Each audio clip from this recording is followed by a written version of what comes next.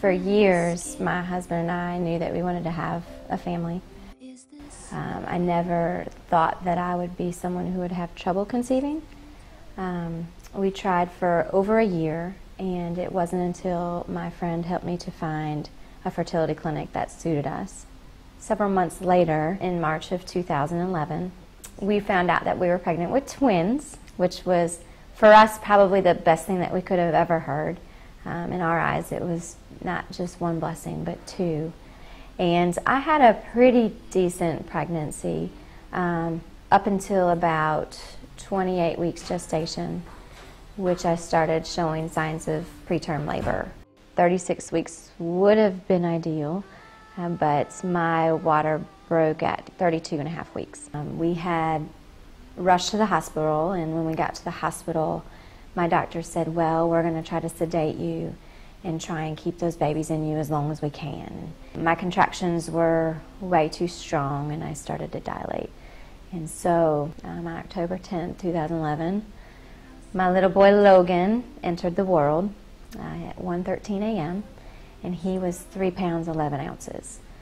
And a minute later, his sister Layla joined him, and she was 2 pounds 14 ounces.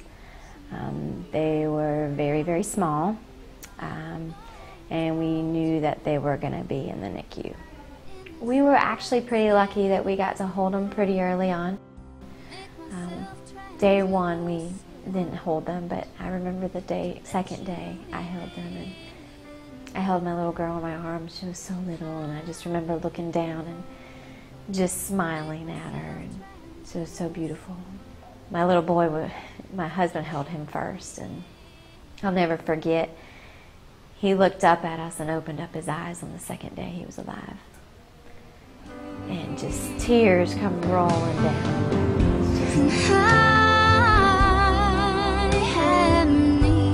Words can't describe the amount of emotion that's involved in having your children in the hospital. And I think even worse is leaving them there. We spent so many trips to and from the hospital just in tears. All we wanted to do was just be home with our family, and it just wasn't going to happen for a while. We wanted to spend as much time as we could with them at the NICU, but we couldn't. Emotionally, physically, mentally, it's just exhausting. They were hooked up to monitors, and especially Logan, oftentimes his heart rate would drop, and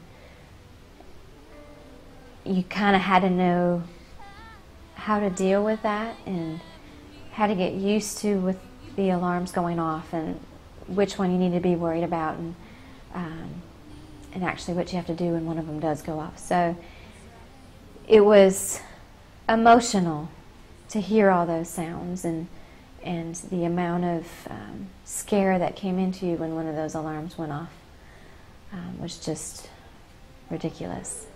Not too long after we had been in the NICU, the social worker at the NICU approached us, and she said, you know, I know you have a really long drive, and I know it's hard to be away from the babies. What about staying at the Ronald McDonald House? Even though our babies had never been home, it felt so empty without them. Being 5 minutes away from the babies was so nice, and it allowed us to spend as much time as we could there and come here and be able to rest and retreat and feel like we weren't too far away. It was probably the Ronald McDonald House that allowed us to really begin to cope with the situation well.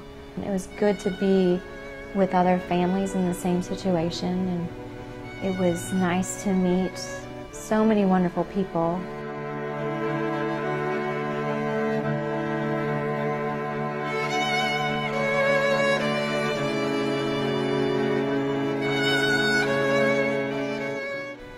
Logan and Layla are now 6 months, almost 7 months old. They're fantastic, and these last couple of months have just been amazing. The best part about it is now they're really starting to realize each other, and they're looking at each other and just really seeing that there's another little baby in their lives, and it's just an amazing journey.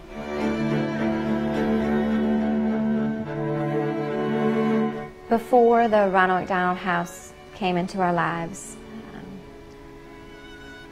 we were in emotional distress. It was something that you wake up every morning and just pray to God and say, am I going to make it through the day?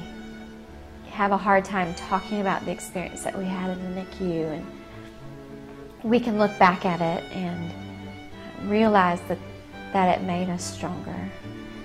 The Ronald McDonald House allowed us to retreat and relax and regain strength. So we're forever grateful for having that resource in our lives.